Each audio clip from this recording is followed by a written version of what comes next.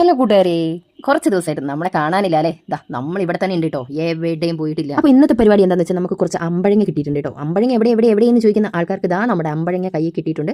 അതിനെ ഉപ്പിലിടൽ ചടങ്ങാണ് കേട്ടോ ഇപ്പം നടക്കാൻ പോകുന്നത്. രാവിലെ വരെ മരത്തിൽ കാറ്റും കൊണ്ട് രാജാവായി നിന്ന് അമ്പഴങ്ങളൊക്കെ എൻ്റെ കൈകളിൽ കിടന്നിട്ട് ഉപ്പിന്റെ കുളത്തിലേക്ക് ചാടാൻ പോവുകയാണ് കേട്ടോ. ഇപ്പോൾ കണ്ട സാധാരണ അമ്പഴങ്ങ പോലെ തോന്നും, പക്ഷേ കുറച്ച് ദിവസം കഴിഞ്ഞാലോ ഇതേ അമ്പഴങ്ങൾ അച്ചാർ ബോട്ടിൽ കയറിയിട്ട് വലിയ സെലിബ്രിറ്റികളാവാനുള്ളതാണ്. ഞാനിപ്പോൾ എന്താ അങ്ങനെ പറഞ്ഞേന്നല്ലേ, ഈ അമ്പഴങ്ങയാണേലും അച്ചാറാകാൻ പെട്ടെന്ന് പറ്റില്ല. കുറച്ച് സമയം നമുക്ക് ഉപ്പിലൊക്കെ ഇട്ട് വെച്ച് ക്ഷമയൊക്കെ പഠിച്ച് എന്നിട്ടൊക്കെ പറ്റുള്ളൂ. അതുപോലെ തന്നെയാണ് കേട്ടോ നമ്മുടെ ജീവിതവും.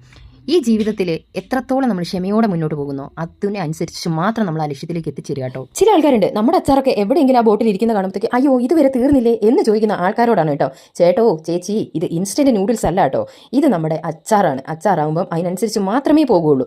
ആ ഷോപ്പിലിരിക്കുന്ന മറ്റ് സാധനങ്ങൾ പോയില്ലേലും എൻ്റെ അച്ചാർ പോയോ എന്ന് നോക്കുന്ന ആൾക്കാർ വരെ ഈ നാട്ടിലുണ്ട് കേട്ടോ. കുഴപ്പമില്ല, നമ്മൾ അതൊന്നും മൈൻഡ് ചെയ്യുന്ന ആൾക്കാരെ അവർക്ക് പറ്റാത്ത കാര്യങ്ങൾ എനിക്ക് പറ്റുന്നുണ്ടെങ്കിൽ അതാണ് കേട്ടോ എൻ്റെ ഏറ്റവും വലിയ വിജയം. അത് എത്രത്തോളം പോകുന്നു എന്നുള്ളതല്ല. അപ്പോൾ നമ്മുടെ ഇന്നത്തെ വിഷയം എന്താണെന്ന് വെച്ചാൽ നമ്മുടെ അമ്പഴങ്ങ അച്ചാറാണ്. അത് 2 ദിവസം കഴിയുമ്പോഴത്തേക്ക് നമ്മുടെ ബോട്ടിൽ നല്ല അടിപൊളിയായിട്ട് ഇരുന്നിട്ട് ചിരിച്ചുകൊണ്ടിരിക്കുന്നത് കാണാട്ടോ. ഇന്ന് ചെയ്യുന്ന എൻ്റെ കഷ്ടപ്പാടും എൻ്റെ കാത്തിരിപ്പും വെറുതെ ആവില്ലാന്ന് എനിക്ക് നന്നായിട്ട് അറിയാട്ടോ. അതിൻ്റെ ഒരു ശരിയായ സമയം വരുമ്പോൾ അതിൻ്റെ ഫലം എന്തായാലും എനിക്ക് കിട്ടുമെന്നുള്ള എൻ്റെ നല്ല ഉറപ്പ് എനിക്കുണ്ട്. ഇന്നിങ്ങനെ പോയപ്പോൾ നമുക്ക് യാദൃച്ഛികമായിട്ട് കിട്ടിയതാണ് കേട്ടോ നമ്മുടെ ഈ അമ്പഴങ്ങ സാറുമാരെ.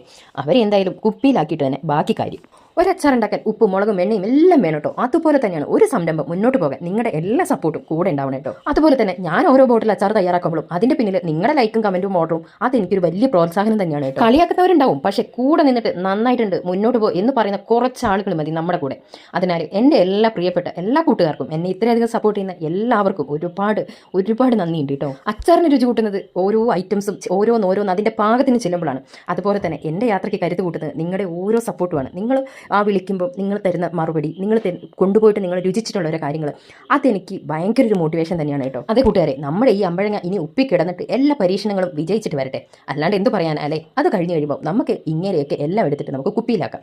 അതിൻ്റെ ഇടയിൽ നമുക്ക് കുറച്ച് പാക്കിങ്ങും കാര്യങ്ങളും ഉണ്ട്, കുറച്ച് ഓർഡർ അയക്കാനുണ്ട്, നാളത്തേക്കുള്ള പാക്കിങ്ങും കാര്യങ്ങളും ഒക്കെ ഉണ്ട്. അത് വലിയൊരു സന്തോഷമാണ്. ഏറ്റവും കൂടുതൽ നമ്മൾ സന്തോഷത്തോടു കൂടി ചെയ്യുന്ന കാര്യങ്ങളുമാണ്. അടുത്തത് നമ്മുടെ പാക്കിംഗ്. അപ്പോൾ നമ്മുടെ ഉപ്പിൽ കിടക്കാനുള്ള അമ്പഴങ്ങയുടെ ഈ ഒരു കഥ ഇവിടെ തീരുന്നില്ല. ഇനി നമുക്ക് ഇത് കുപ്പിയിലാക്കണം, അച്ചാറാക്കിയിട്ട് നമുക്ക് കുപ്പിയിലാക്കണം. എന്നിട്ട് നമുക്ക് ചോറിൻ്റെ സൈഡിലിട്ട് നല്ല അടിപൊളിയായിട്ട് കഴിക്കണം. Okay, bye bye. വേണ്ടവർ കോൺടാക്ട് ചെയ്യൂ കേട്ടോ.